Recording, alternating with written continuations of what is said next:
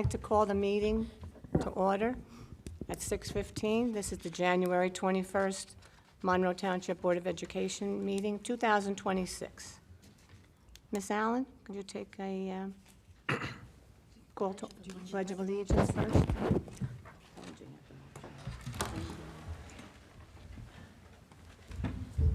Pledge allegiance to the flag of the United States of America and to the republic for which it stands, one nation, under God, indivisible, with liberty and justice for all. Now we can have a roll call, Ms. Allen. Yes. Okay.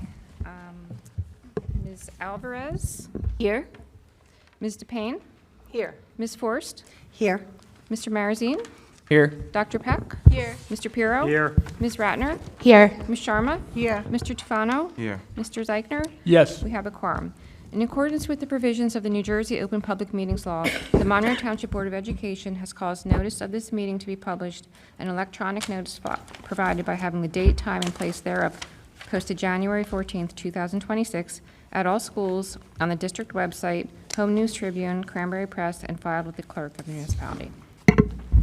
Thank you, Ms. Allen. You're welcome. Closed session resolution, whereas the Senator Byron M. Byer Open Public Meetings Act, NJSA 10:4-6 et sec. The act provides that the Monroe Township Board of Education may hold an executive session from which the public is excluded to discuss matters that are confidential or are one of the 9 subject matters listed, Section 12B of the Act.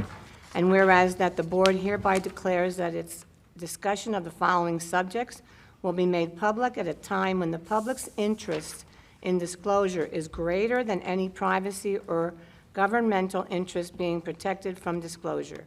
Now therefore be it resolved by the Monroe Township Board of Education that the board shall go into executive session to discuss the following items. Additional items may be determined and announced as needed. 1, matters involving employees in terms of their employment and contract, and 2, HIB investigation involving students. Be it further resolved that said discussion may be disclosed to the public when reasons for discussing and acting upon it in closed session no longer exists. Action may be taken on any of the items stated above. Motion. Second.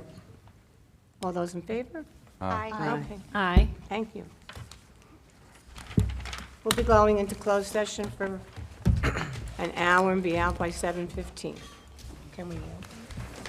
That's some doozies, man.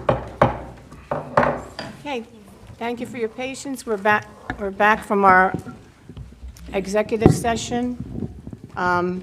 We will now go to number 6 on the agenda, approval of minutes. I'll make a motion to, Yes, I was just asking him something, so thank you. First one is the Public Board of Education meeting, December 10th, 2025. Do I have a motion? Motion. Second. Second. All those in favor? Aye. Aye. Opposed? Abstain. Abstain? Okay, thank you. Closed session meeting, December 10th, 2025. Is there a motion? Motion. Motion. Second? All those in favor? Aye. Aye. Opposed? Abstain? Abstain. Thank you. Public Board of Education Organization meeting, January 5th, 2026. Is there a motion? Second. All those in favor? Aye. Aye. All those opposed? Abstain? Thank you all very much. And we're here welcoming our student members this evening for their very, very wonderful, all the information they give us from our district. We're very appreciative of what you do. Thank you. And so today we're going to be starting off with Barclay Brook Elementary School. And so the day before winter break was a festive one at Barclay Brook School. Students and staff were invited to wear their favorite pajamas, and the school gathered together in the gymnasium for our annual holiday sing-along. Students shared simple musical instruments and sang along with favorite holiday and seasonal songs that were projected on the screen. Students even danced along with some songs, and the festive mood was palpable. It was the perfect way to begin winter break. The first graders at Barclay Brook School learned about holidays around the world in December and culminated with a Polar Express Day on December 19th. Each Barkley Brook first grader received a ticket to board the Polar Express. The Polar Express conductor greeted the students aboard as they paraded down the hallways with bells caroling around them. The students arrived at their North Pole destination, the Barkley Brook Cafe, and viewed the Polar Express movie while enjoying a snack. Yeah, now moving on to the Brookside School, they had a classroom spelling bee that took place on January 13th.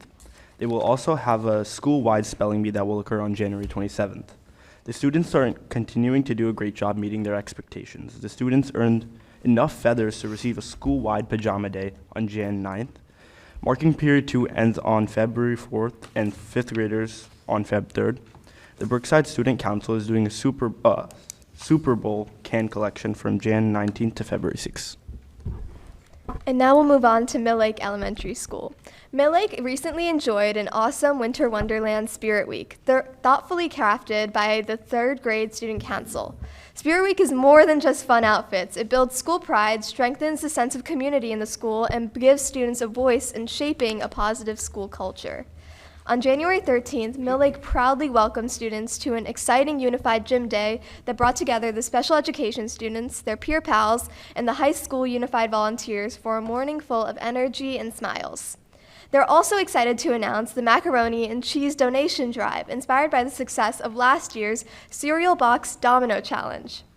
Their goal is to collect boxes of macaroni and cheese to create a fun domino challenge display before donating all of the items to the local food pantry and veterans in Monroe Township, New Jersey.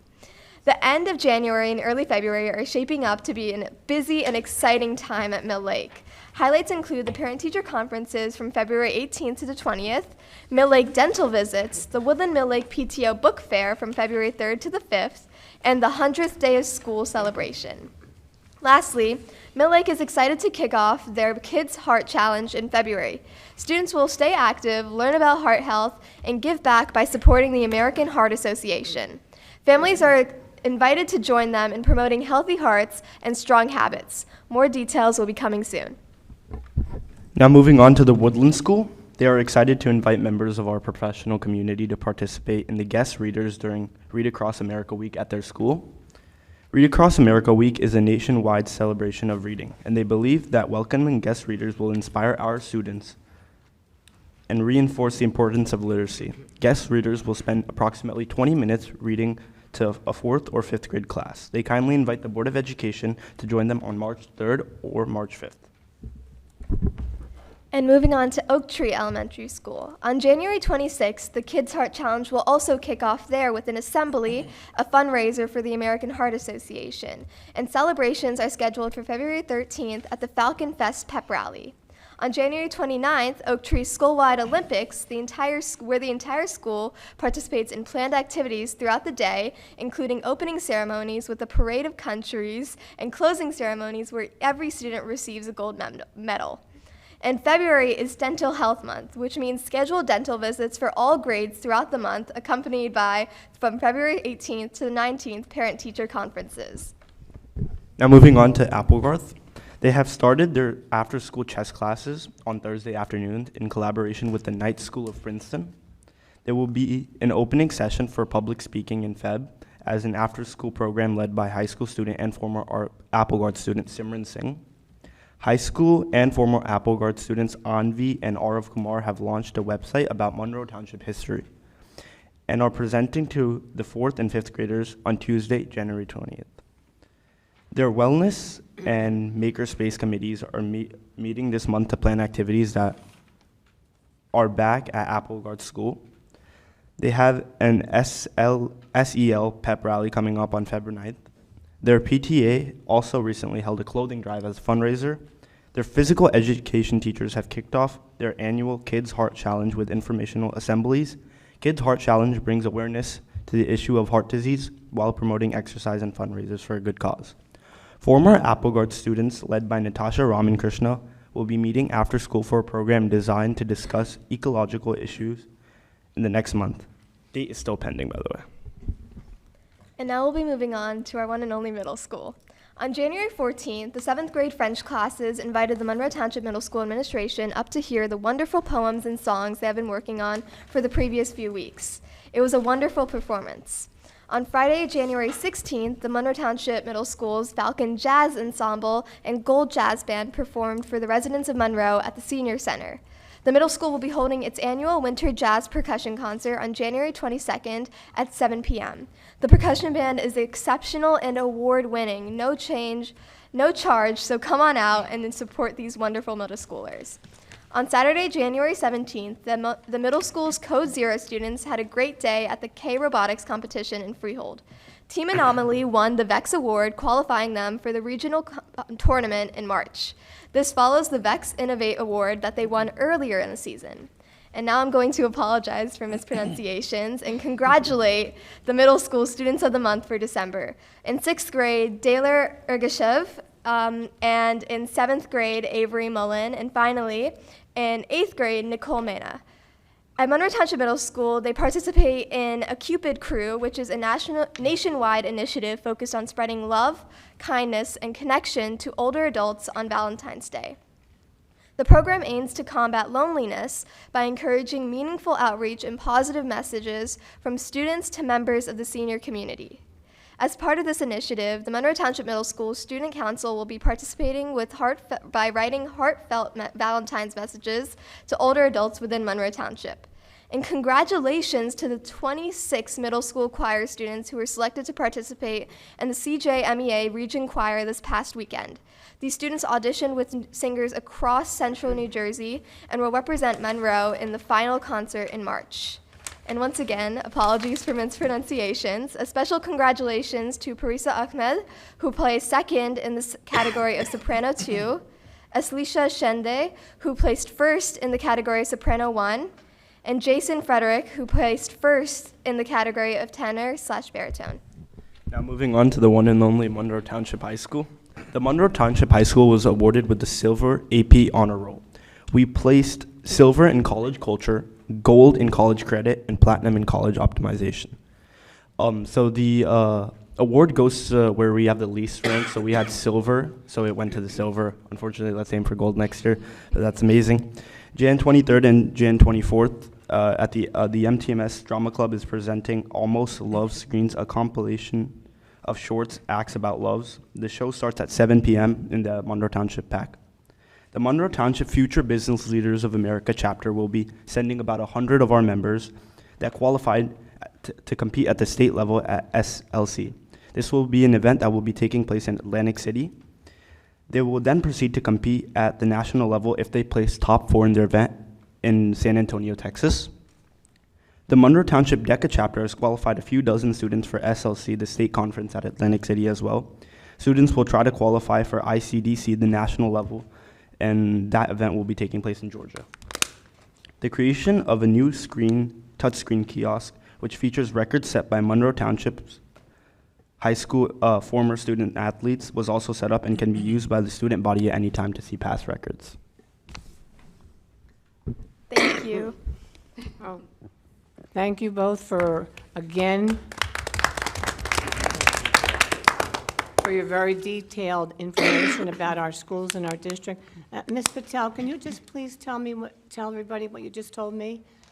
I just asked if anybody had any early acceptances, and go ahead, you say it. I was recently accepted to King's College London in the United Kingdom for law. So proud. Congratulations. Thank you That's once wonderful. again. And now, Ms. Allen, if you'd like to introduce the gentleman that's going to make our next presentation. Yes, Mr. Stankiewicz from Samuel Klein Company, our auditor. Good evening. For the record, my name is Jerry Stankiewicz. I'm a CPA, PSA, which is Public School Accounting. I'm a partner in the public accounting firm of Samuel Klein and Company, and we are the appointed auditors. We're appointed by the board, answerable to the board with regards to the annual comprehensive financial report. Translation, we do the annual audit of the school district's records. The actual report is a combination of a lot of different information, okay, that we obtained during the course of the audit. Now, to give you an idea what we do during the audit, and for the record, I think 2 weeks ago we had an exit conference with the superintendent and the business administrator to wrap up the report and prior to issuance, okay? And then I believe last Wednesday night, we had a rather extensive meeting and discussion on the actual audit report itself, as well as the AMR, which I'll get into. Okay, so basically our audit kind of starts in the middle of the summer. We come in and we audit and look at the student activity funds so that when school gets restarted, the kids and the students will be able to have their activity records back for the various activities that they generate. I want to caution, the student activity funds is such a tiny, tiny piece of the overall financial structure here that we presume that it's audited before it gets to us, because it's really not the biggest part of the audit. Although I will say your high school has a lot of money, in my world, a lot of money going through the accounts, so it needs to be looked at before we get it. If we find something that your people don't, then it's a whole different issue, okay? Because it's supposed to be set up that the system, whether it be the student activities or your main business account, is set up so that it can catch an error before it gets out, like to us, okay? Or to someone else. If there's a boo-boo, you find it, you fix it, you move on. We have had good results over the years here with regards to no findings, okay? But we'll get into that later. So we start with the student activity funds, and then we come in and we run samples. And we do random samples, okay? And it's very simple. We get the first check number of the year, the last check number of the year, and we run a random sample through a random number generator, and that's what we audit. We can't audit, we don't audit a focus sample or what's called a haphazard sample. We can't just pick and choose, although we do other little things throughout the year, but our main part of our audit is statistical based, okay? That goes for payroll, and it goes for expenditures. So we'll pull a sample, and by the way, we work down in the basement, right next to the payroll office. The biggest part of your financial function here is the payroll. Okay, so we do spend a good deal of time there. The payroll department has historically been set up with a real good audit trail, as well as we've always had successful results in there, and it's because it's been set up properly, going back 30 years or whatever. So the payroll department is functioning well, and I believe it's well staffed. And the woman who took over for Matthew, rest in peace, had worked there before. And when we heard she was coming back, we felt comfortable about the audit and that it would not be a problem. If we didn't know this person or they did not have a lot of payroll experience, it would be a different type of an audit. It would rise up to a level of maybe a little higher risk. But we didn't have that problem. So we go through the procedures in the payroll department. Most importantly, we verify that people were paid in accordance with collective bargaining agreements, in accordance with board authorization, or any other contract that exists. So, and that involved a lot of work on the base pays. We also check extra pay, cafeteria coverage, classroom coverage, student activities, sports coverage, all of those different items. We make sure, again, we select a sample, we pick that sample, and we focus on those people, okay? And we had, again, good results from that. Okay, we also verified things like, for example, is there an I-9 on file? Is there a direct deposit authorization on file? Is there a W-4 on file? Are there PERS/TPAF records on file? Okay, that system here has evolved to a pretty high level of performance. So my people have good results from that. Also, to every pay, there's extra pay.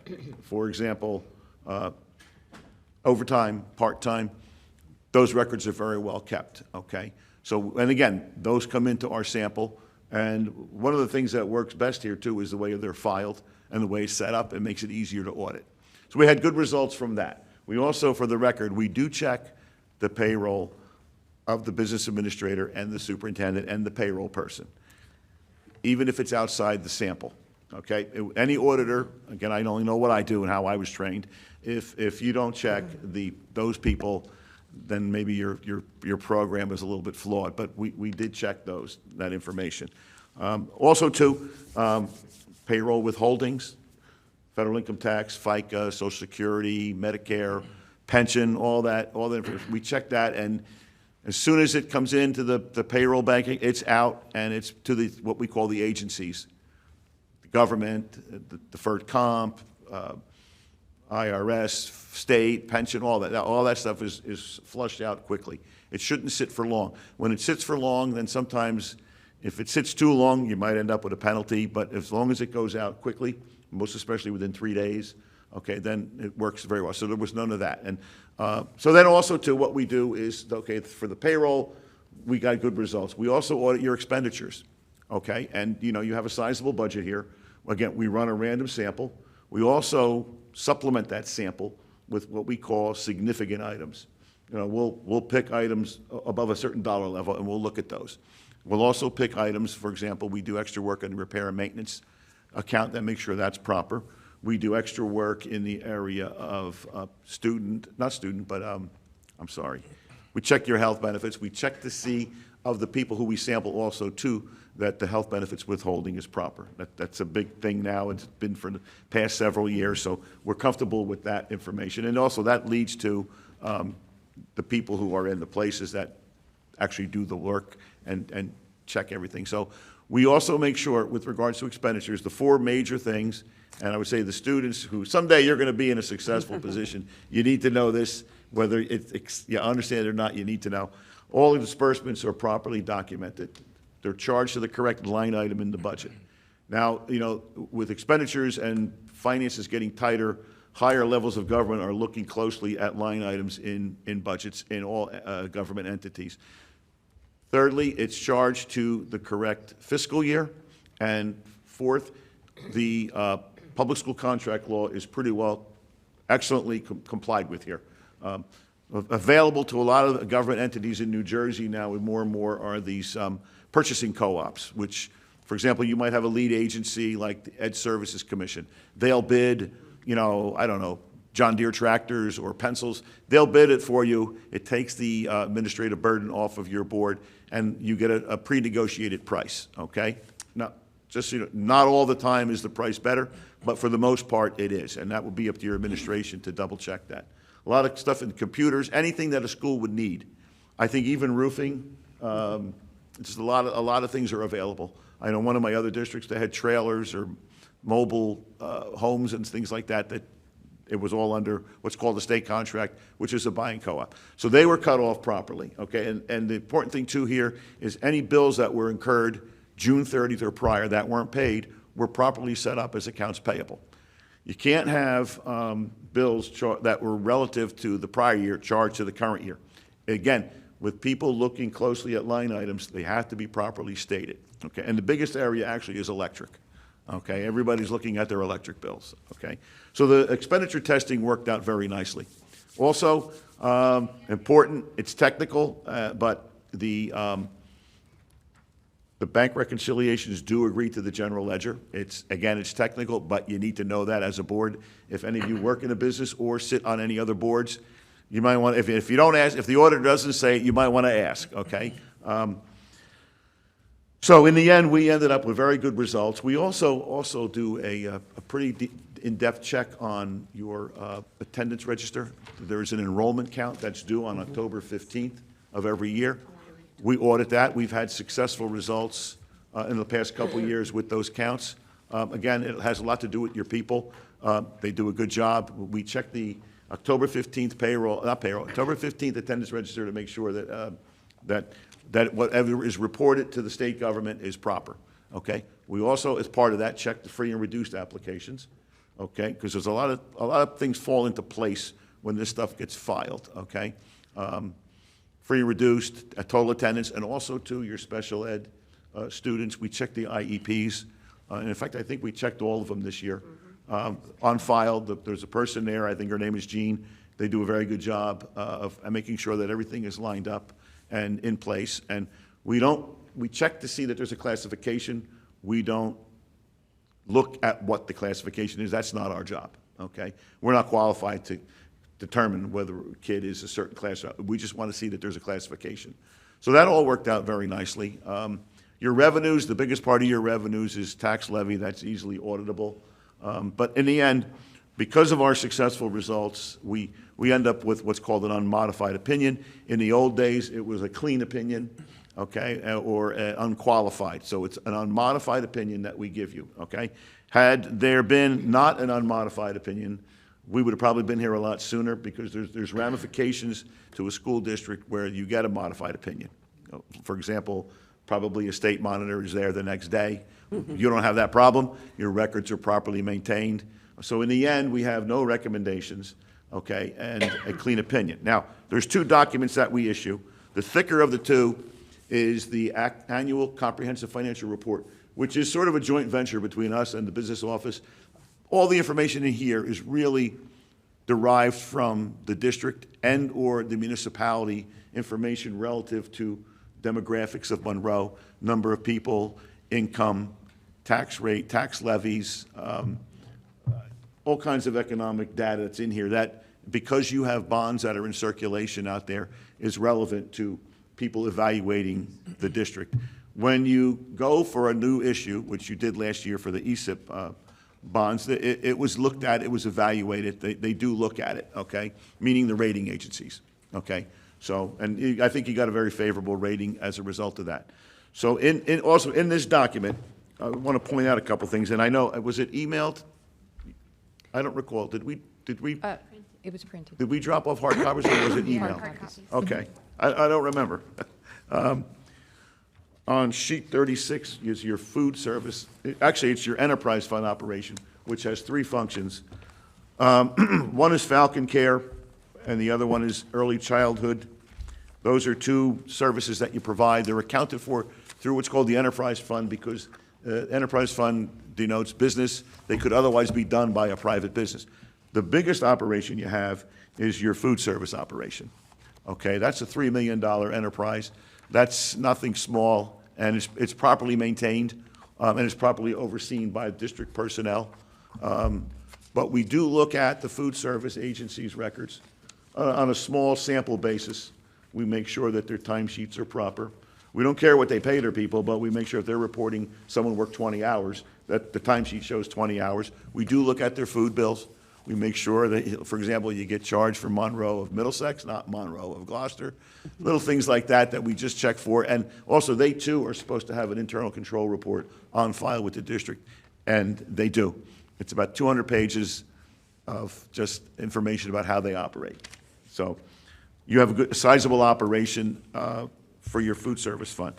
Your main operating fund, and it is on sheet 102 of the document, which is called your general fund. That's where most of your revenues, your grants go through the special revenue fund, and you don't get a lot of grants here, okay? You get Title I money, you get IDEA money, but other than that, you don't get a lot, like other districts do.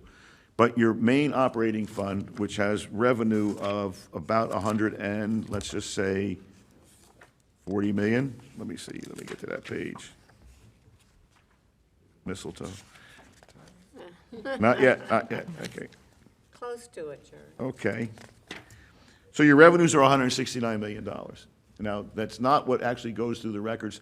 That includes about, let's say, about $33 million of on-behalf payments that are for the TPAF, for the teacher's pension, and teacher's medical, okay, for retirees.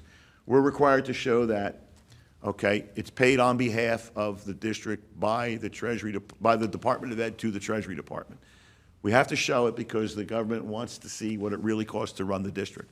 What goes through your records is not really a true representative, but when you add on this $33 million, it shows you that you're running at least $169 million operation, even though your budget may be 135, 140. Okay, and same with your expenditures. If we show the revenue, we have to show the expense because you don't really profit from it. Okay, so as we flow through the document, by the way, there were no over expenditures. Okay, just to point that out to you. You started the year with 9.6 million, and you ended the year at 13.1 million. Now, that sounds like a lot of money, but caution, most of it's spoken for, okay? And I'll give you the breakdown. It's on page 102. 115,000 is unemployment reserve for unemployment claims. Encumbrances are 136,000. Those are purchase orders that were committed that had not been filled nor paid for before year end.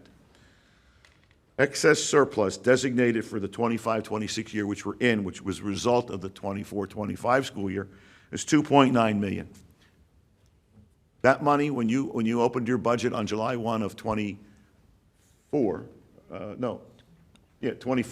the 20, it's gone, okay? So it's spoken for. It's used to balance your budget.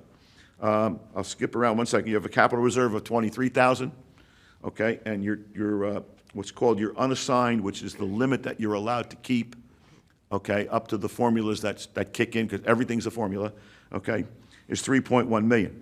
As a result of your operations for 24, 25, you generated excess surplus of 6.7 million.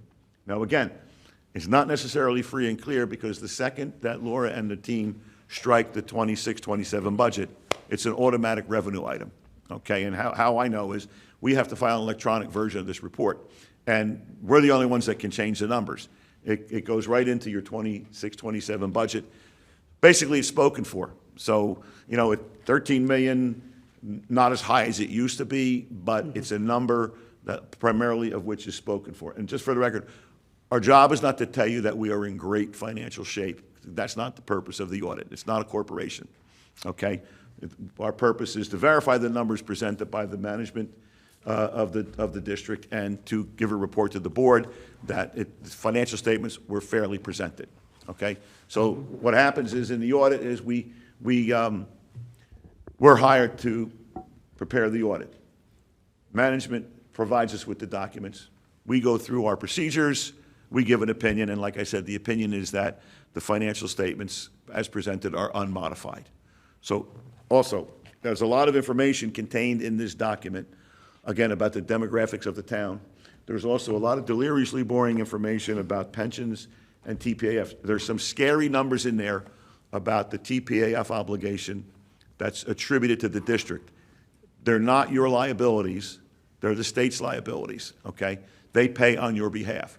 But again, government wants to know what it really costs to run the district. Well, that information is contained in the notes to financial. We're not required to book it. The state does, and it does book it, and they are required, but there's the TPAF pension and the PERS and the health benefits, it's called other post-employment. It's pretty big money, like 250 million in one case. It's a lot of money, but again, it's not a tiny district. There's a lot of people that work here, and they're entitled to their benefits. So we have a clean opinion that's in this document here, and like I said, as I indicate, inside this document, the only thing that belongs to us is our independent auditor's opinion, okay? The other document I send is actually what's called the AMR, Auditor's Management Report, my representation to the board about the operation of the business office. I've reviewed all of that, okay, and it's included in here. There were no exceptions. There was nothing that we are required to report to the management, that is the board, that require the board to prepare a plan of action, a corrective action plan. Okay. One other thing inside of here is the summary of all the kid count. I call them the kid counts. Okay. The attendance register, the ASSA. There's also information in here about your food service operation. During COVID, a lot of districts, I know the ones I worked on, ended up with a comment about the fact that they were in excess of the required maximum that they're allowed to keep in their food service fund. Well, you're under that number this year, and that's a good thing. Okay.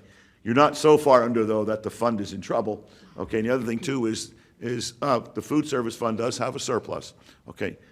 You're only allowed to keep it in the food service fund. You cannot use it for tax relief, okay? It's because really, although it looks like it's your money, most of the money in there is the federal government. So you are under that threshold as well. Also contained in this document is the calculation of the allocation of the various components of fund balance. We're required to do that. It gets verified. It goes into your electronic version, and so be it. It goes through the system, goes through the channels. Now, one last thing. This report was filed on time. There was a big struggle between the Department of Ed and the federal government and the auditors as to when the real due date of this audit was. It started out, it was December 5th, which was 40 days sooner than last year.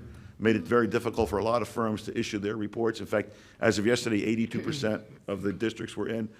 We're all in. Everybody I work on is in. So, but you folks were in, and the electronic version of the audit got filed, which was required to be filed by December 5th. Because of the shutdown of the federal government, they did not release the compliance supplements that relate to what you're supposed to do. And by the way, for the record, before the shutdown and after the shutdown, the requirements were the same. So it was really just a matter of trying to catch up. As I indicated last week at the meeting at the other districts I work on, they had a January 15th due date last year. They made it December 5th this year. It's very hard for any business to make up 40 days in 10 and a half months. Okay, in a profession where we have trouble finding people, and where we were behind to begin with, even going back to the COVID days. So this document here contains my representation of the board. There's nothing in here that needs to be acted on by the board. So in the end, we have a clean opinion, a modified opinion, and we have no recommendations. I do want to acknowledge, the support staff in all the buildings that we were in. They were very helpful, and we're very anxious to know if they had any, if they had any problems or we had any input for them. But the system set up here is pretty good. Okay, so unless someone individually fails, okay, if they don't fail, then everything falls into place, okay? And like I said, there's several people in the board office that they were all very helpful. And of course, our administrative team was very supportive as well. So we want to thank the board for their support. I think it's too late to wish a Happy New Year. According to Larry David, after 3 days, you can't wish anyone a Happy New Year, but I always do. So the way I was raised, the first time you see somebody in the New Year, you say Happy New Year. So what has to happen is the board then has to adopt a Yes, we're gonna adopt resolution it. acknowledging the fact that the audit took place. Yes. And, Mistletoe, we're going to adopt it tonight. okay, mistletoe, Okay. right. And I've known Mr. Stankiewicz for a long time, and I don't remember you speaking that much the other years that I knew you. So I don't know. Well, if it's the superintendent would give me the signal. like Well, this. yeah, and I noticed that, I was going to give you a signal, but I was trying to be very nice, but. I asked him to do it, so it looks like I speak less. Right, yeah. I know Miss Allen wants to take a count on, a vote on this, but I just want to thank Miss Allen and her team for doing such an outstanding job, keeping us on the straight and narrow. It's not easy when you look at what each month, the numbers that she gives us, and the book that you gave us, and I read it all weekend. It was very nice, and all the numbers, and how she still comes here and smiles, and we know that, we should all know that we're so very well represented by her and the team that we have here in Monroe Township. So can we give a round of applause for Miss Allen? And now, Miss Allen, if you need to take a vote, Thank you. a resolution, I I'm will, sorry. thank you. And I want to thank my team because they're wonderful. So, Ms. Allen, if we have questions, do you want us to do that after the resolution roll call or before the How do you resolution? want to handle it? Do you want to do it? I think read it Read the resolution first, yes. Okay. It is recommended that the members of the Monroe Township Board of Education accept and approve the annual comprehensive financial report and the auditor's management report on administrative findings, financial compliance and performance, and hereby approve and authorize the submission of the required corrective action plan to the county office indicating that there are no recommendations for fiscal year ending June 30th, 2025. Motion. Is there a Second. second? Second. Yes, I know. Any questions or comments to Ms. Allen? Yes, Ms. Ratner. Yes, so I just had a couple of questions. I don't know if they're for Mr. Stankiewicz or Ms. Allen, so whoever should answer, feel free. So the first was just about the student body activities fund. So I know that you had mentioned like each school has their own fund, and that's sort of just like the report that's kind of given to you. And then this, I saw it mentions like a test check of the bills and invoices regarding the cash disbursements records. I was just curious with like each school having their own activities fund, how does that work? I don't know. Do you want? We get the records from each school, and they put them down in the basement. We go down there, my guys go down there, and we check everything, and we spend some time down there looking at it, and usually, it's looked at before we get there, on a periodic basis, and it should be. Okay, it's more of like an internal audit function, because the biggest bulk of your main budget's 170 million bucks, or the student activity funds is, I don't want to say chump change, but it's too small for us to worry about, okay? But it should be worried about internally, because every now and then, and Adam can vouch for this, somewhere in New Jersey, Somebody takes, it's usually once a year, somewhere in some school district, somebody loses their job over goofing around with student activity money. So it's important that it be maintained and reviewed on a periodic basis by the district. Yes, and we do twice a year perform an internal audit on the every single school's activity funds. And they are audited extensively by the auditor, like they check all the paid bills and the bank reconciliations and everything, Okay. just as we do. Yep. Okay, thanks. Just two quick things. The ECE and Falcon Care expenditures. I know that I believe it was ECE was again in the positive and Falcon Care was a little bit in the negative. But I know that there's like overlapping staff for these two programs. So I was just curious how that's calculated when we look at those totals, right? So like some of the staff really, right, like director stuff. Yes. so How does they- that work? Yeah, so the director and the secretary of the programs, they are allocated. A portion of their salary is allocated to each program, so it's not just to one program. Okay. According to, All the right, amount and of work. okay, and then just the last thing, the free and reduced lunch that you had mentioned. When you're looking at that, is it more just to determine that the applications were properly filled out, or like that the percentage that is being reported to the state is accurate? I was just curious because I know you also mentioned grants, and I know a lot of times grants can be dependent on that. So I was just curious what you're looking at with those. We double check to see, on, again, a sample basis, that if they file a application, okay, and by the way, that's becoming less and less prevalent because people get certified through the county or the state under the SNAP or the direct certification. That takes the pressure off of the district as well as us. Okay, so substantially, pretty much everyone's in compliance, but there are people that do have to come in and fill out the forms. We just check to see, okay, that, and there's guidelines, you know, how many kids you have in the house, how many people live in the house, and what the income levels are, but what determine whether you're free or reduced. So we check them, but it's becoming less and less because of the direct cert, so we check.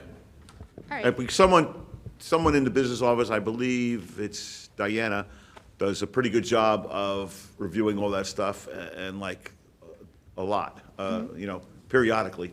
There's also an audit that is done internally by the district personnel. They're required to actually audit, like tell someone, I want to see your tax return. And whether it's a real return or not, they bring it in, they look at it, and you know, they do have to verify. You know, every now and then you get someone who lives in a mansion that has no income, okay? But that's a rare case anymore. But, you know, they come up and they're required to audit 3% of the applications that are on file. And that was complied with. Okay. Okay, do we have any other questions? Yeah. Yes. Mr. Stankiewicz, can you tell us again what the amount of money is that we have in reserve?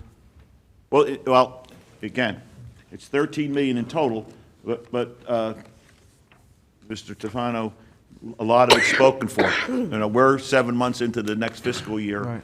Like I said, Is that typical of us to have about that amount in reserve every year? I tend to recall over the years ago, I think that number was a lot higher, okay? And if it's dwindling, there's reasons why, not necessarily here, Right. but in places it dwindles because budgets are getting tighter. There's pressure to keep taxes down in everywhere. Budgets are getting tighter, and the ability to rebuild surplus sometimes is diminished. Health benefits, you're going to hear, are out of control. A lot of places budget a little higher because they really don't know what's going to happen, like if they have to add more teachers or if somebody gets married and becomes a family plan and all that. Okay, so it's hard. It's hard. Stuff is getting tighter on the expenditure side, and that's why sometimes boards can't, and municipalities can't rebuild surplus like they used to. Is this something that you see in other school districts as well, that number dwindling down? Yeah, yeah, yeah. They during COVID, some of the numbers were big, but now it's, and I think real soon there's going to be a reality check for a lot of them that it's going to go even deeper. So yeah, it could be. Go negative, too. Well, it can't go negative. Well, that's a different problem. Yeah. Okay, anyone else have any questions? Okay, Ms. Allen? Yes. Ms. Alvarez? Yes? Ms. Forrest? Yes. Mr. Mears? Yes. Yes. Dr. Peck? Yes. Mr. Pirro? Yes. Ms. Ratner? Yes. Ms. Sharma? Yes. Mr. Tufano? Yes. Mr. Zeichner? Yes. Ms. DePayne? Yes. Motion passes. Thank you. Good job. Congratulations. Thank you. Everybody. Thank you, Jerry. Thank you. Thank you. The support staff and Laura and her staff, they deserve all the credit, really. They did. Yep. Thank you. Thank you. Thank you. All right. Good night. Okay. Thank We're you. gonna- We're going to go on to committee reports right now. Who would like to make the report first? Mr. Pier, we'll start on this side, Mr. Pier, and we'll come down and then go around. So we're in some order. Okay? Building and Grounds Transportation, we met on January 13th at 6 PM in the Media Center. President was myself, Mr. Payne, Ms. Alvarez, Mr. Marazine, Dr. Lehman, and Mr. Tassine from our facilities office. We spoke about the ESEP project update. Committee members reviewed a weekly update report provided by Honeywell, which highlights completion of LED lighting upgrade projects. Contractors are 100% finished in Barclay Brook, Mill Lake, Woodland, Oak Tree, the Field House, and the high school. Work just started at the middle school and is 60% complete. And also, it's 60% complete at Brookside. Boilers and pumps are in place in the middle school and ready to start up early next week. Currently, Barclay Brook has one of the 2 new boilers operational, and the second boiler should be up and running sometime within the next week. Work is progressing very well, we were told. As far as the Applegarth Rod Grant project, the roof project, electric service HVAC update, they provided us, administrative provided us with an overview noting Applegarth reopened December 22nd. EACM continues to work on second shift finishing. They're painting, spackling, and adjusting set points. D&B will have the gym units up and running by this Friday, January 16th. And we're able to take the trailers and remove the trailers now from the middle school. So the trailers at the middle school are gone. Full-day kindergarten. The committee reviewed the draft proposed from the architect on a record. DI Group Architecture Administration presented the study to all members and discussed the project purpose, study overview, information analyzed for the following buildings, including, and it would include a small addition on Oak Tree, redoing the Mill Lake Annex with just upgrades, and a small addition on Barclay Brook. We're still in the plans, and I'm sure Dr. Lehman is going to touch base on where we stand on that. I just asked him if he would do that. Yeah, so it was a draft report. We presented it to the 3 building principals. We got feedback from them. Then shortly after, presented it to the BG&T committee. We're bringing that feedback back to the architect, and they'll be at the BG&T meeting in February with the final report, and then we'll put it up on the website so everyone can see. But the essence of that report is it's a piece of information for us when we're asked about what is the cost for us to fit full-day K in, restore our buildings to their initial design capacities. We have that number now. So if we need to go to the state, we can give them an accurate number based on comparable projects within the past 1 to 3 years. And it's just another nugget of information as we move forward instead of just throwing numbers on the wall and seeing what sticks. Thank you. Okay, and then the last thing I had is the transportation review. Is administration provided an overview of bus operations, driver staffing, and contracted routes, and they also started the pilot program for the bus app, which we're hoping next month we'll start receiving some feedback on how that's working out. Thank you, Mr. Pirro. Thank you. Ms. Ratner. Yep, I actually just had a quick question first for BG&T. So I know that it was discussed about, possibly going out to a referendum, and I know that for that they're going to come. No, okay, I was going to say, not the decision was made. I know that there's going to be a more comprehensive report on that next month. But I know one question that after that meeting specifically, and even before that, that I've heard, having 2 kids in lower elementary school, is whether or not we can confirm if there's going to be full-day kindergarten next year.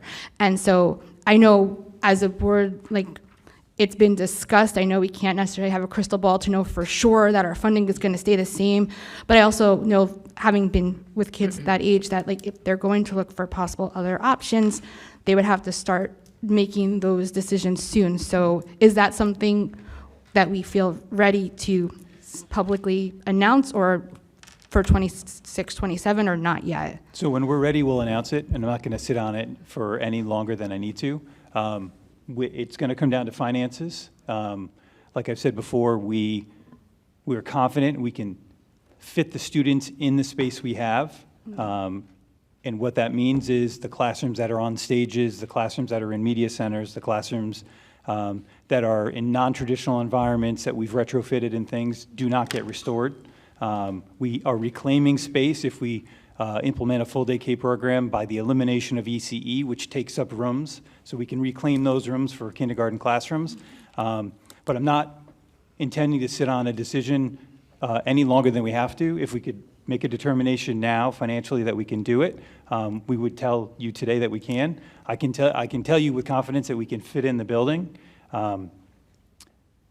But it's going to come down to when we're confident financially that we can do this, we'll announce it. And I think it would be irresponsible for us to make that commitment and then have to renege on it in the short term and things. So I understand it would have been ideal to announce it in December, but we will certainly push it out as soon as we can. But I think we're tiptoeing a tricky financial situation, and I think the responsible thing to do for fiscal reasons as well as planning reasons. I don't want to give a false positive and have somebody scrambling and get squeezed out of a kindergarten option that they want to get into. So Right. We will certainly do that. The project itself that we presented certainly can be a referendum project. It is not a capital project to embed in our budget. It's something, if we wanted to do sooner than later, we'd certainly have to take action on that. But I also understand to make that decision, we need to know where we stand next year as well. So I think it all is going to come together at the same time. I wish it could be tomorrow. I wish it could have been a month ago. But we're taking a cautiously, fiscally responsible approach to this, because when we come out and say we can do it, I want to make sure we can do it. Right, you don't want to renege on it. I just think Yep. maybe from that meeting, there also just might have been, on social media, some confusion. So I appreciate the clarification in that we're hoping to do it, but we can't guarantee it. I guess just from what you're saying, would it basically come along with the budget hearings most likely? And if we can get it, if we can confirm before that, we'll confirm before that.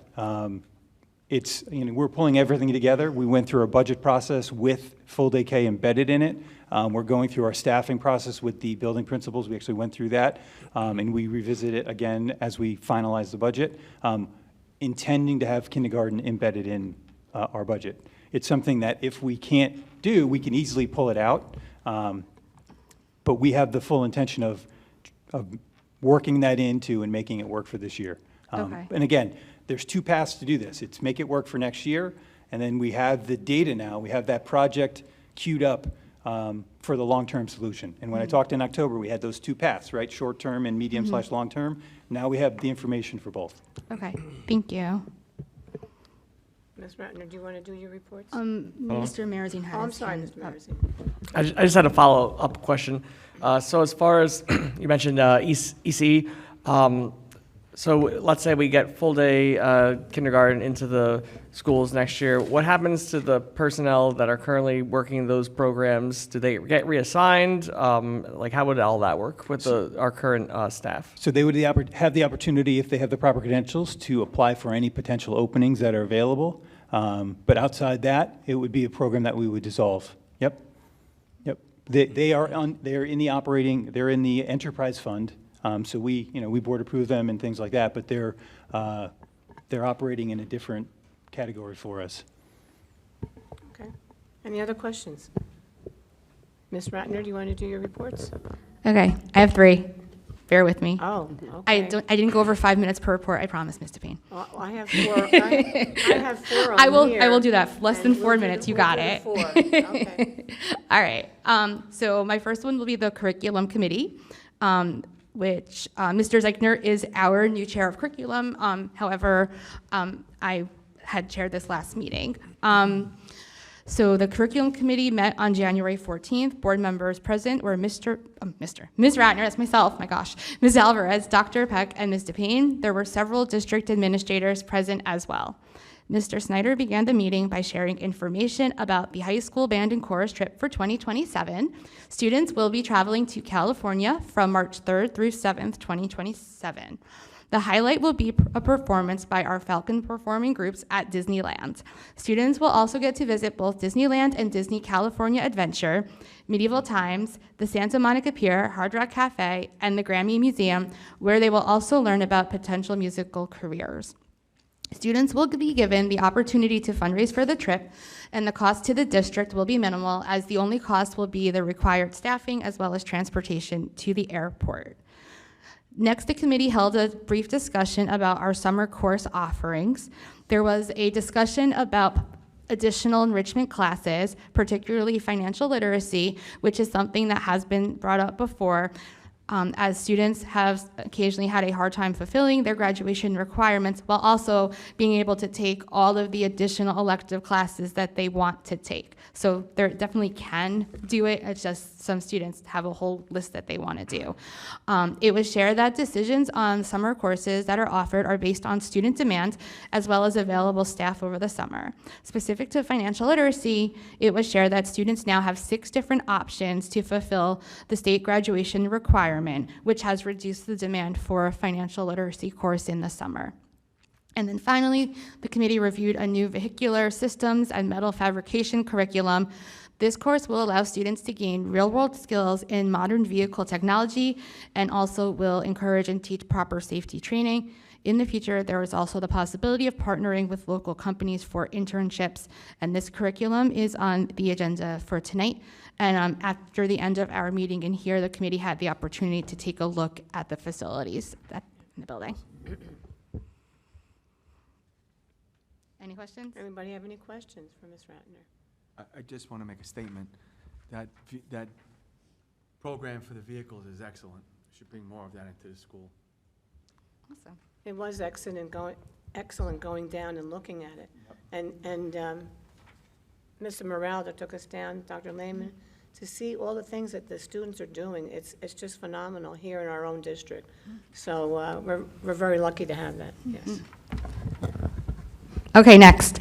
I should start asking myself questions. No, I'm just kidding. All right, so the policy committee met on January 13th. The Board of Education members present were myself, Ms. Forst, Mr. Marazine, and Ms. DePayne.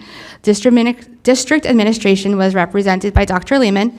The meeting began with an overview of how the policy manual is organized and how board members, as well as others, can access that information. We also shared some tips such as what a policy is versus a regulation, how policies are brought to the board and adopted, as well as the role of Strauss Esme, which helps us monitor any of the policy changes that are needed. The committee then reviewed a mandated change to our sexual harassment policy and regulation. These changes are being made due to updated Title VII and Title IX requirements at the federal level. It sets clear timelines for investigations and clarifies procedures for handling complaints. The board attorney was consulted for this, as they typically handle a lot of these investigations, as well as there are a number of large legal and civil rights implications within these changes. So tonight on the agenda, you will see this policy, which is 1552, up for first read. And there's also 2 policies and regulations that are being abolished, which are 3362 and 4352, as the new policy will streamline both of those. And then finally, the district, the committee briefly discussed the district's policy manual wellness check that had been done by Strauss Esme.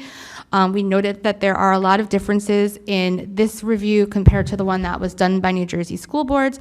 Dr. Lehman shared that he and Ms. Zielinski will be creating a modified calendar based on the new information that will help us to ensure that we successfully meet our board goal. Any questions for Ms. Ratner on policy? Okay, Ms. Ratner. Okay. And now. You don't have your own questions, do you? I mean, I could, but I won't.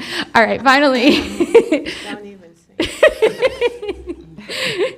All right, the Legislative Advocacy and Community Engagement Committee met on January 13th. The Board of Education's member present were myself, Ms. Force, Ms. Sharma, and Ms. DePayne. The district administration was represented by Dr. Lehman. The committee began by reviewing materials from the December 2025 New Jersey School Board Legislative Committee meeting. This included a discussion on several bills that are or have actively been moving at the state level, bills that have been passed or signed by the governor, which has changed again since our meeting, but not as much, include the creation of a chronic absenteeism task force, a bell-to-bell ban on cell phones as well as other internet-enabled devices for non-educational purposes, and a mandatory cursive writing curriculum for grades 3 to 5. Still in discussion are a possible school district consolidation bill as well as 2 separate school funding bills. The governor also placed an absolute veto, maybe Mr. Weiss can clarify exactly what that means, on a pension bill which would have allowed school district staff to receive additional pension credit for extracurricular activities. This was done due to concerns about strain on the pension system as well as equity across other state employee pension groups. The committee then briefly reviewed the results of the school funding report from the New Jersey Department of Education, which emphasized the need for flexibility on the tax levy cap for certain categories, as well as better stability and earlier notice of funding to allow districts more time to create their annual budget. The district also reviewed the current advocacy page on our district website, which includes an updated advocacy letter that focuses on senior citizen supplemental stabilization aid, that's a really long thing, and support for full-day kindergarten, which is currently considered an unfunded mandate by the state. I'm just gonna keep saying those 2 words. There's also a history of our prior advocacy work done last year as well as 2017 and 2018, which was the Fair Funding Committee. I encourage all of our community members to take a look at the page, which can be found under district information on our district homepage. And then finally, I just wanted to share 2 really quick updates since our meeting. The Department of Education actually came out with their guidelines for the cell phone ban. There's some interesting stuff in there. Our policy company would still need to utilize that to create a policy, so we're a while away from having an approved policy for our district, but I did just want to share that. It came out maybe on Friday of last week. At least that's when I first saw it. And I can share that link with anybody who's interested. And then I also did want to share that has been announced that we have a new commissioner of education, Dr. Lily Lau. I guess we'll probably learn how to say that correctly. But this was, I think, the very last commissioner announcement from the new governor. So I found that interesting. I know that there's been some mixed review, I don't want to say mixed review, but like opinions from some of the legislators who either wanted stability or who wanted to see changes. But this is who we are going to be working with for most likely the next 4 years. So I did just want to share that. Thank you. Does anybody have any questions for Ms. Ratner? Okay, no? Okay, thank you, Ms. Ratner. Ms. Alvarez? I have the finance report, which is going to be a little bit redundant, so I apologize ahead of time. So Finance Committee met on January 14, 2026. Present at the meeting were Pete Pirro, Amanda Peck, Gail DePayne, Dr. Lehman, Mrs. Allen, and Gerard Stankiewicz, sorry. The committee reviewed the bill list and the attorney invoice. Mr. Stankiewicz provided the committee with an overview of the yearly audit, which was presented today to the public. As you heard, the district received an unmodified clean audit opinion confirming financial statements fairly represent the district's financial position. The audit included statistical sampling of payroll, expenditures, revenues, and internal controls with no errors or late payments found. Health benefits costs totaling approximately $23.4 million were verified as accurate and timely. Student activity funds were reviewed to ensure proper use and strong internal controls. 100% of student enrollment and attendance data was verified for state reporting purposes. Expenditures were confirmed to be properly documented, coded, and recorded in the correct fiscal year. Revenue sources including tax levy, transportation aid, special education reimbursements, and interest earnings were verified. The district ended the fiscal year with approximately $13.1 million in total fund balance, up from $9.6 million. $2.9 million in excess surplus was required to be applied to this current budget 2025-2026. An additional $6.7 million in surplus is projected as a revenue source for future budget planning. This concludes my report. Questions, comments? Any questions for Ms. Alvarez? No? Thank you, everybody, for your committee reports tonight. The next portion of our meeting is a public forum. Anybody from the public who wishes to speak, please come to the podium and state your name and where you live in Monroe. And that has to do with only agenda items.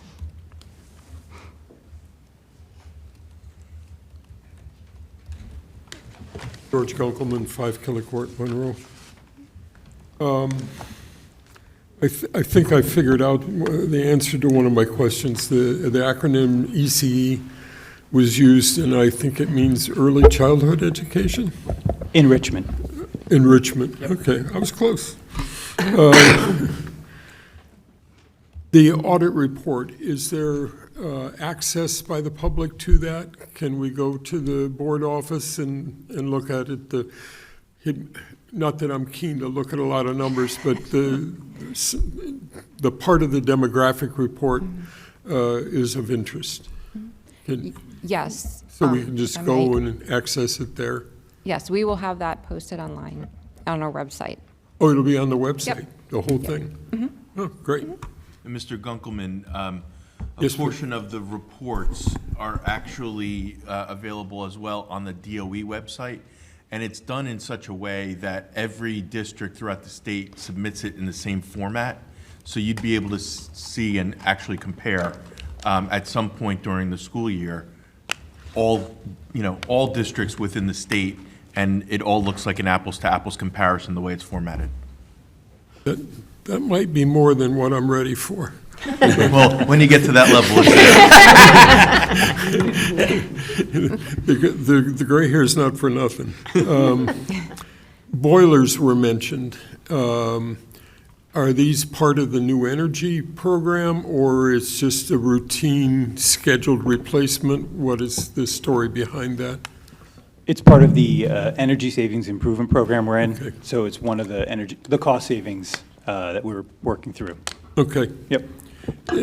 My last question is, we're all experiencing increased energy costs at home. Our electric bills are going up, our gas bills are going up.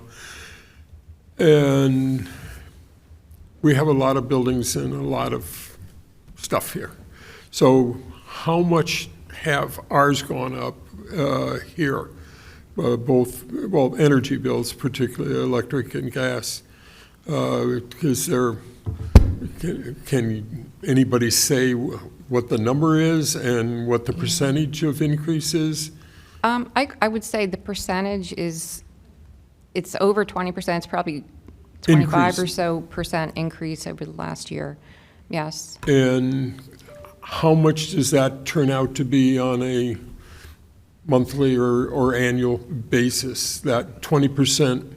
So if we were to apply it to the overall? So I can just, because I won't I know. think it's a significant number. Yeah. So we spent last year in energy costs just over 2.3 million, if I'm reading this correctly. Let me line this up.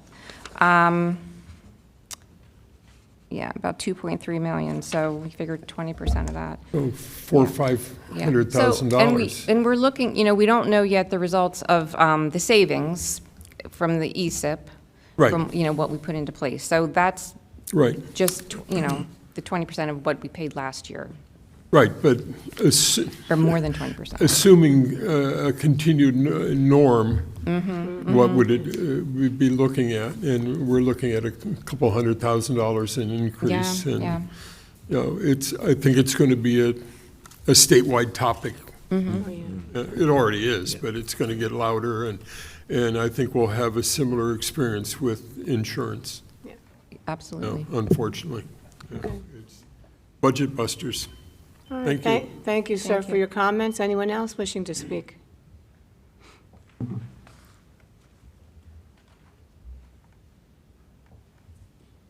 Good evening, everyone. Bob Valentine, Monroe Township. Let me start with a very basic question because I don't want to waste your time. I was on the district website today, and I saw a report, Board of Education, Township of Monroe, County of Middlesex, Comprehensive Annual Financial Report for the fiscal year ended June 30th, 24. Is that what we just went over with you, or that's something different? No, that's from last year. So That's the new last one year's? will be posted Okay. likely tomorrow. Okay, Yeah. okay, that's fine then. I'm going to defer, I'll look at it when it comes out, and I'll come back with questions next month, all right? Yes. Let me just do this then. I did watch the meetings. I know it's a very challenging situation with the kindergarten and the other things you're doing, and I don't know, obviously, I don't know whether you all know what's going on, but I would just say that the one thing I did want to say is that I think one thing you want to do is make sure, from an infrastructure point of view, equipment point of view, capital improvement point of view, that you identify across all your facilities, what might be needed. Because that might be the way in terms of a referendum, and then possibly if you can handle the kindergarten through operations, handle that through operations. And I'm also thinking about, we just had this big, new governor, new commissioner, a lot of uncertainty there. I'm not trying to slow you down, I'm just wondering if maybe you need a little time to let some of the stuff sort out and maybe go for something next year. But you have more information about that than me, but I'm just kind of like, I'm listening to it, watching the meeting and listening to all this and just saying, it may be a rush to try to get something done this year, that's all. Just my thought on it. Dr. Yeah, Lehman? are you good? Yeah, I'm good. All right, so yeah, I think your thought is Right. in line with what we were thinking.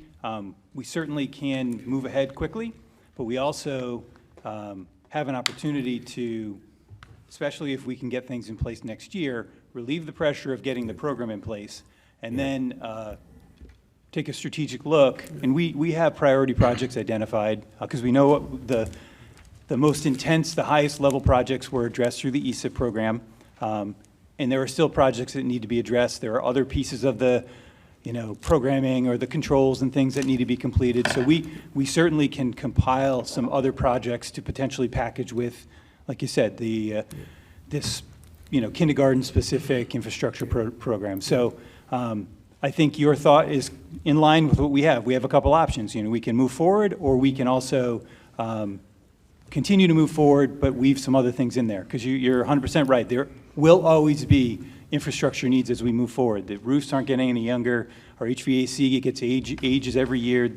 And we've talked about it. This building is approaching, I believe, 16 years now. So we're not too far from having to address some of the major rooftop units here. And those themselves, one compressor could be $40,000. So, those are not small ticket items that when you speak of a capital reserve of $23,000, we know we need to build the capital reserve, and we need to look, short-term but long-term ahead. So. Great. And my last comment is the March meeting. Last year, the budget was put into the regular meeting. It was a very crowded agenda. There was an award ceremony, a lot of things. It was a very late night. I could feel the parents looking at me as I was up here talking, like, when is he going to sit down? It sounds like, potentially a lot of things you're going to want to talk about. I would just respectfully ask you to consider having a separate meeting. That's how it was done for the 2 years prior. I thought that was a very good way to do it, just to carve out the budget as a separate discussion. I think it's important enough that it's worthy of that, but I don't know what your agenda is going to look like, but I hope we won't see a rerun of last year when it was very late and just a tremendous amount of violence. I think it gives things the right amount of consideration they deserve. That's all. Thank you. All right, thank you for your comments. Anyone else wishing to speak? So we'll close the public forum. Dr. Lehman? Sure. Before I get into the agenda, let me just pull up my notes.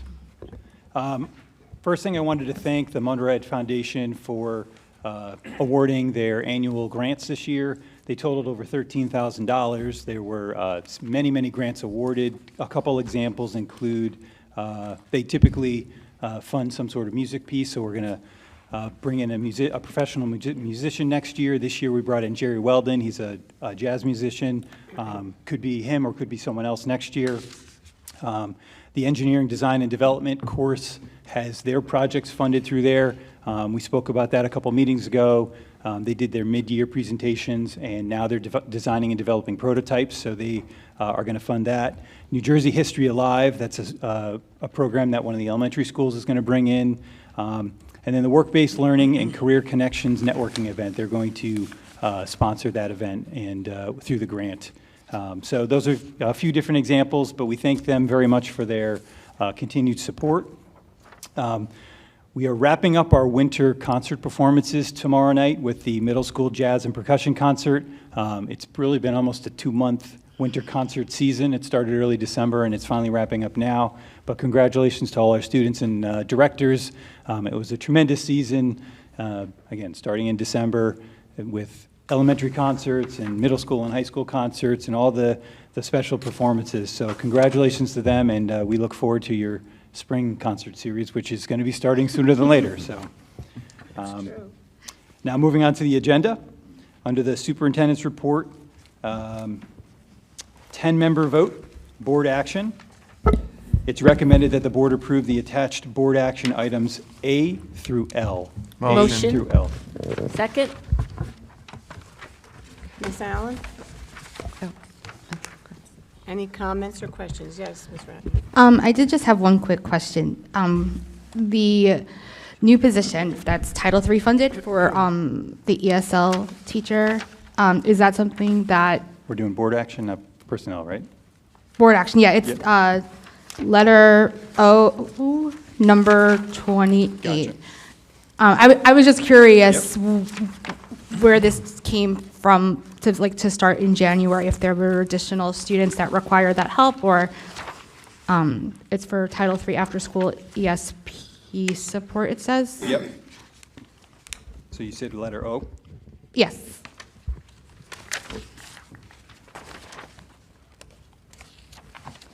Yeah, so the teacher VSL Title III after-school ESP support?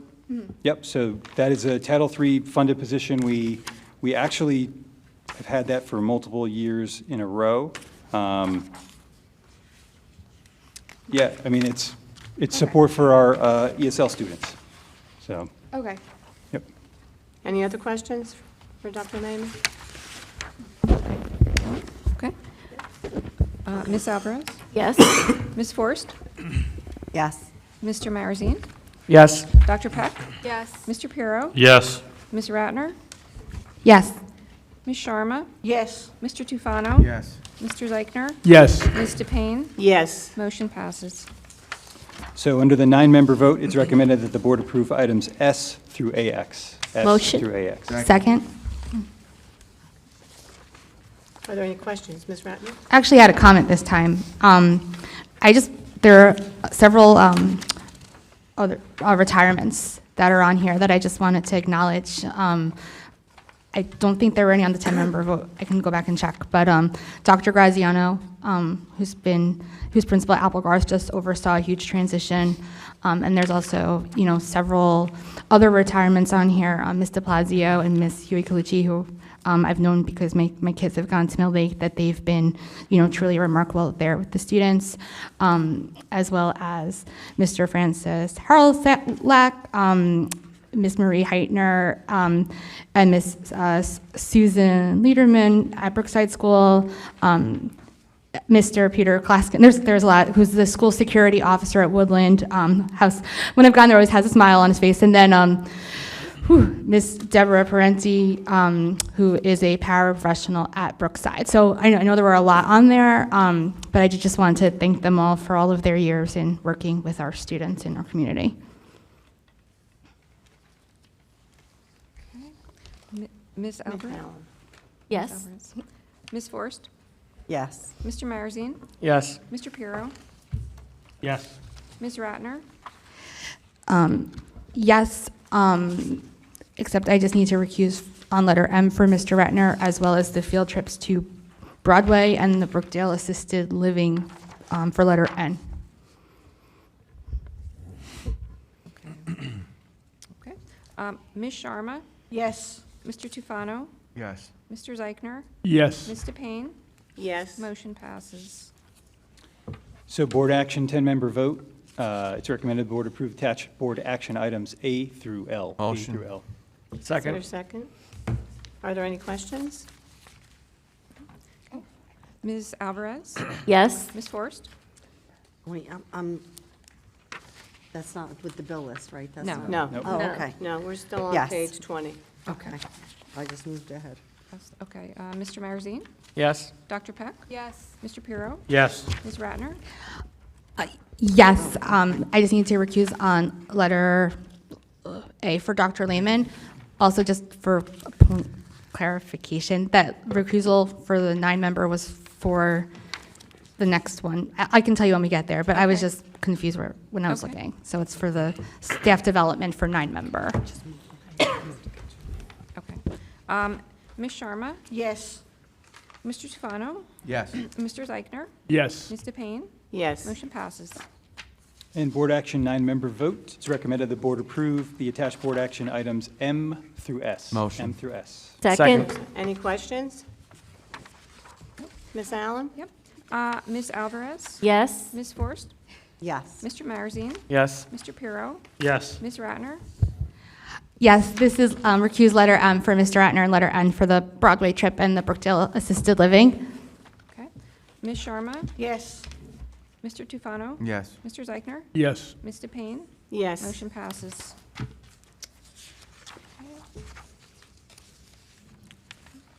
And that concludes my report. Thank you very much, Dr. Lehman. Yes, So- excuse me, we have to, Mr. Weiss would like to make a statement. Yes, I note that there's a, on the bill list, there is a payment listed for William Coy Esquire, who represents Dr. Chanley. Board members, you're aware of my prior guidance on this, but what I'm going to do is read the Doctrine of Necessity resolution so that the full board can vote on that particular bill list item. So here goes. Whereas Dr. Shari Chanley serves in the capacity of superintendent for the 25-26 school year, and whereas the board must consider certain personnel and litigation-related matters concerning Dr. Chanley's employment, whereas upon review of the various conflicts of interest of the current board members, it has been determined that at least 6 of the members have conflicts of interest pursuant to New Jersey School Ethics Act, and whereas pursuant to Policy 0163, when a quorum of the board has conflicted interests, the doctrine of necessity may be invoked in order to allow conflicted board members to participate and vote only when the Board of Education has fewer non-conflicted board members than are required pursuant to statute to take action. And whereas when invoking the doctrine of necessity, the board shall state publicly that it is invoking the doctrine of necessity with the reasons for doing so and the specific nature of the conflicts of interest. And whereas the board policy further provides that it shall read the resolution invoking the doctrine of necessity at a regularly scheduled public meeting, post the notice of the resolution for 30 days, and provide the School Ethics Commission with a copy of the resolution.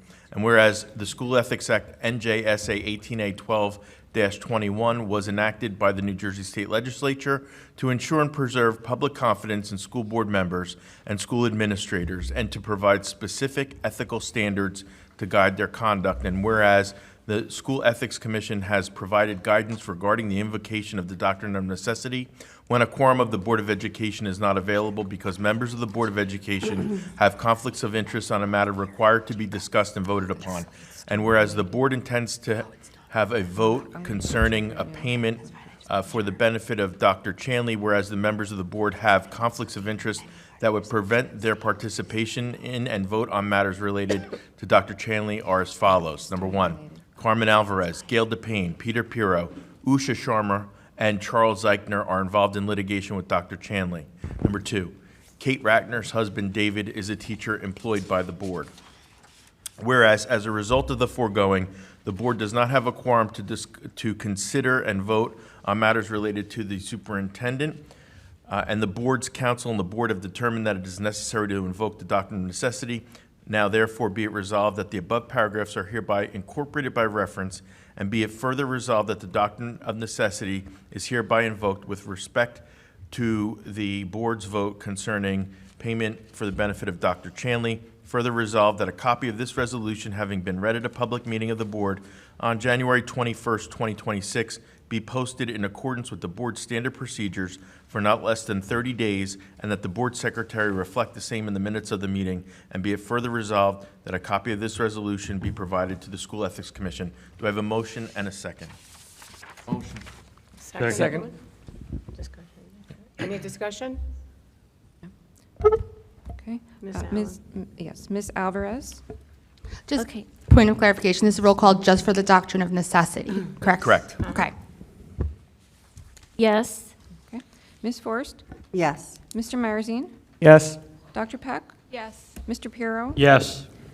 Ms. Ratner? Yes. Ms. Sharma? Yes. Mr. Tufano? Yes. Mr. Zeichner? Yes. Ms. DePayne? Yes. Motion passes. Okay. So it is recommended that board action items A through K under the 10-member vote be approved by consent roll call. Motion. Second. Is there a second? Are there any questions? Ms. Ratner? I had one question, one comment. For letter A1, I see it's a new engineer of record for the 25-26 year. I might be correct, but I thought we have an engineer on record. Is this a change, or is this an additional person? Yes. So this is really regarding, related to the the full-day kindergarten project, possible project, the study, the wetlands, to do a wetland study at Barkley Brook. Okay. Okay.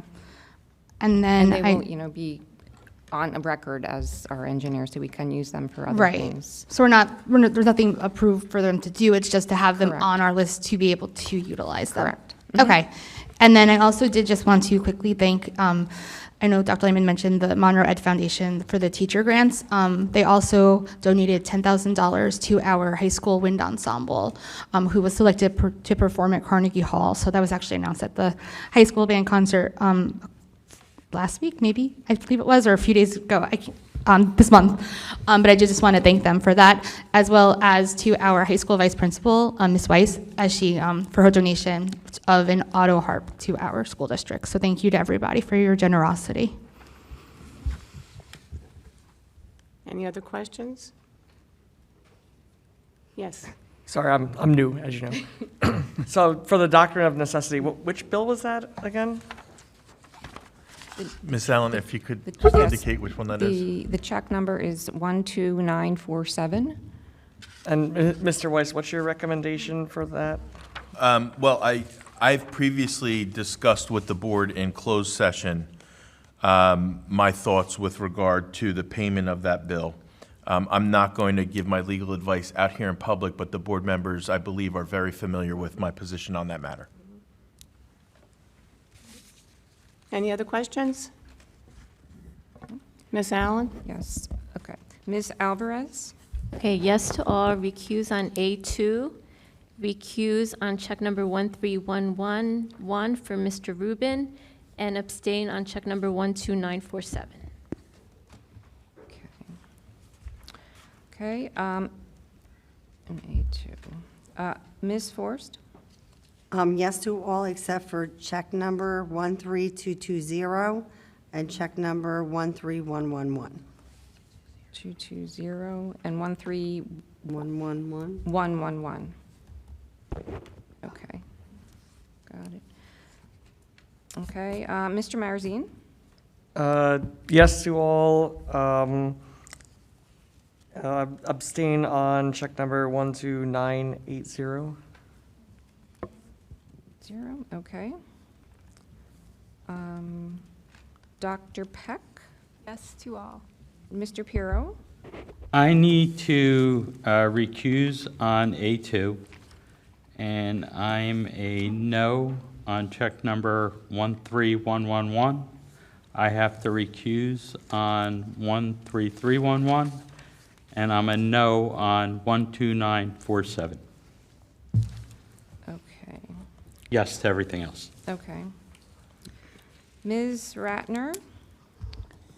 Yes to all. I need to recuse on the bill list for check 12735 for Mr. Ratner, 12698 for Mr. Snyder, and 12897 for Ms. Abruzzi Lithgow. And then on the addendum, I need to recuse on, due to conflict, on check 13111 for Mr. Rubin, 13099 and 13291 for Mr. Ratner, 13051 and 13292 for Mr. Snyder, 13100 for Dr. Lehman, 12947 for the Law Office of William Coy, and 13311 for Methessel and Werble, as well as recused due to conflict on A2 for Methessel and Werble. Okay. Ms. Sharma? Hi, okay, I have no for check number 12947 and 13111, and yes for all. 13111, you said? 111, Okay. Okay. Mr. Tufano? Yes to all. Okay. Mr. Zeichner? I'm fine with all except the bill list 13111. I'm recusing on both 13111 and 12947. Okay. And Ms. DePayne? Yes, yes to all, but on the bill list, I'm going to abstain on a payment to NJSBA for a conference I'm going to attend in March, and a no on check number 13111, and a no on check number 12947. Okay. So the check numbers that do not, let me just count them up. 1, 2, 3, 4, 5, 6 we have here. 1, 2, 3, 4, 5, 6, 7, yes. 1, 2, here. Everything passes except for check number 12947 and 13111. Okay? I'm sorry? Oh, I'm sorry. 1, 2, 3, 3. Yeah, that passed, yeah. So the only things that did not pass are 12947 and 13111. And that concludes, no, that does not, so I'm sorry. No. I thought it did. It is recommended that board action items L through M, under the 9-member vote, be approved by consent rule. Motion. Is there a second? Are there any questions? Okay. Ms. Ms. Allen? Ms. Alvarez? Yes. Ms. Forst? Yes. Ms. Marazine, or Mr. Marazine, sorry. Yes. Mr. Pirro? Yes. Ms. Ratner? Yes, recuse on letters L numbers 1 through 3. Ms. Sharma? Yes. Mr. Tufano? Yes. Mr. Zeichner? Yes. Ms. DePayne? Yes. Motion passes, and that concludes my report. Thank you very much, Ms. Allen. Thank you. The board president's statement. I'm sorry I'm looking at my phone, but I noticed in the Home News Tribune the other day that I saw someone who was 97 years old, who was a 40-year teacher of special education here in Monroe Township. And I'm trying to look through my phone. I'm not too good at that unless my grandchildren are with me, and they help me find it faster. I wanted to get the woman's name, and I wanted to give all of our appreciation to the lady who gave us 40 years of her life to special ed. And I forgot where she went on to, someplace in New Brunswick, maybe the county courts, and she just passed away. So, I mean, that's an achievement. And I just wanted to give her family our condolences. I also wanted to remind everybody sitting here that it is School Board Recognition Month. Thank you to the present board and all past board members for their hard work and dedication. It is not an easy job, but in the end, it is a very worthwhile one. And I also wanted to, we have 3 videographers who are here this evening from our high school. And I'm going, I know, how are you, dear?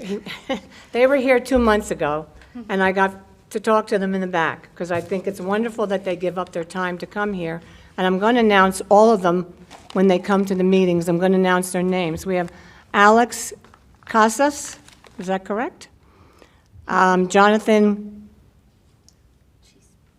Chispi, did I say that right? Okay. And Darwin Bautista. Thank you for your time, for coming out and doing our videography at these meetings. And I want to remind everybody that our next meeting is, where's the thing? Well, our next board committee meetings are all going to be on February 12th. Dr. Lehman, if you want to explain what you have, no? No, Okay. I have other board meetings I can talk about. Okay, fine. And they will be all in one night in February because of something that's happening for the board, and probably at half-hour intervals. And we've done that before, right before the holiday. So I just wanted to remind everybody to check their calendars to see that they're all on that same date. Oh, okay, go If you're ahead. done. Yes, I'm done. Other board business, anybody here? Other board business here? I got something. Dr. Okay, Lehman go ahead. does. I'm confused now. No, I just wanted, I want to hear Dr. Lehman's board business. No, I 'cause just it's wanted very to, nice. we have some weather coming in this weekend, and I wanted to speak to the calendar and just say, as a reminder, we have one snow day built in, so if whatever comes in this could potentially be the first snowstorm we've had in a few years. So we have one snow day built in. Once we go through the first snow day, if it's before President's Day, the second day we would reclaim from the calendar would be President's Day. Then we would move to spring break. So just as a general notification, that's what we're looking at. Again, who knows what it's going to look like? The news looks pretty horrible right now, but every day it changes, so we'll see it when we get there. It's Wednesday, and they're talking storm on Saturday night, Sunday, it looks like. The other piece is we will be bringing the calendar next month for board approval. So anyone that's anticipating or wants to plan vacations for next year, it's something we'll bring for board approval next month. So we're in the process of developing it. We're working with our community partners in making sure we have the days that we want to recognize properly, recognize and have the right evenings and stuff lined up, as well as locking in our graduation date. So we currently have it down to 3 different variations of it, but we will definitely bring it in February in case anyone's asking. So. I knew that's what he wanted to say. Yep. I just wanted to say about the February 7th. There's a reason, and it's just a general reason, that's all. Yes, Ms. Ratner? I guess I wanted to get clarification. You mentioned there's something for the board in February, and that's why we're moving the committee meetings? Yes, we're moving the board committee meetings to one day. Right, you said, because there was something for the board. There's No. nothing for the board No, on the no, other no, dates. No, I'm sorry, did I say? Okay, that? No. Okay. We're moving them just that 1 month to one day at half-hour intervals, okay? Okay. Is there anybody from the board that wishes to speak to this evening? No? Thank you. Anybody from the public that wishes to come up and speak?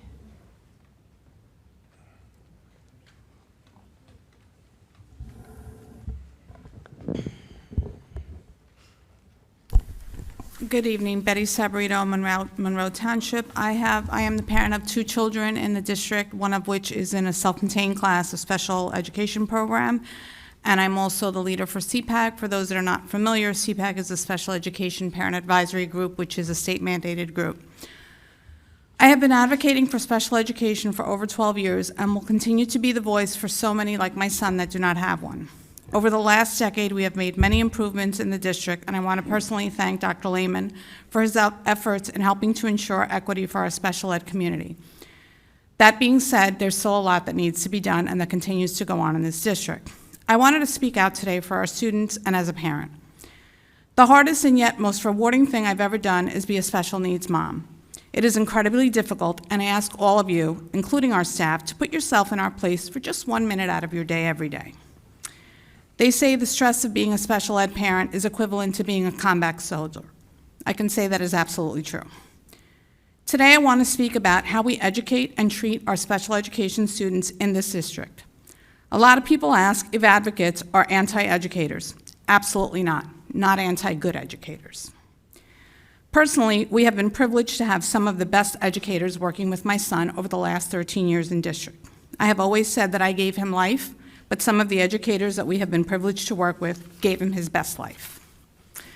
We have had the honor of having amazing educators, past and present, on his team. To name a few, Dr. Lehman, Mr. Moralda, Ms. McLeod, Jen Biddick, Megan Myers, Stacy Libros, Karitza Barry, Christopher Musey, and so many more. Amazing, absolutely amazing.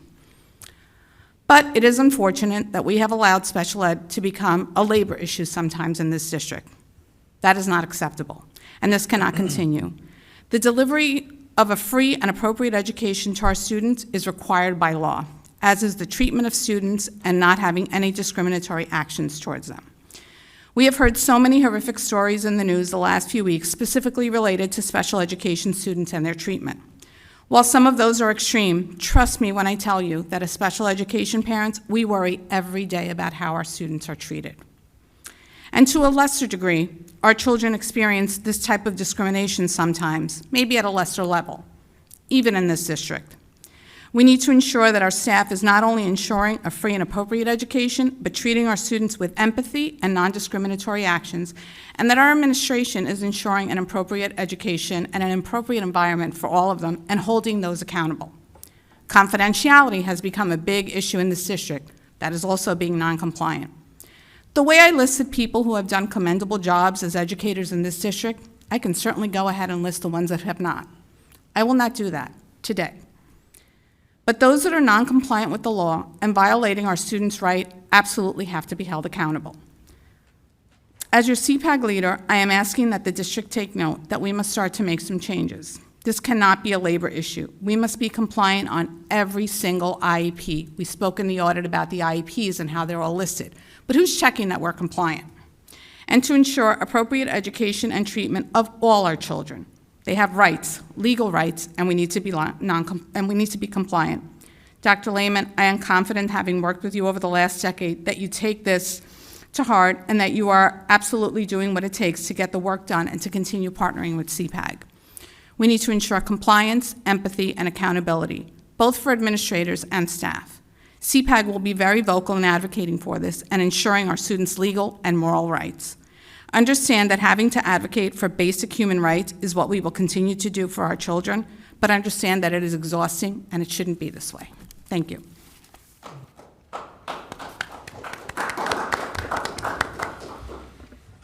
Thank you for your comments.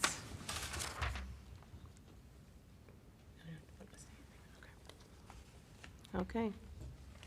There's no extra, we don't have to go into, okay. Motion to close the board meeting. Motion. Second. I'm not going to say all those in favor, because I know you're all going to be in favor. No, I want to stay another hour. Kate, you don't have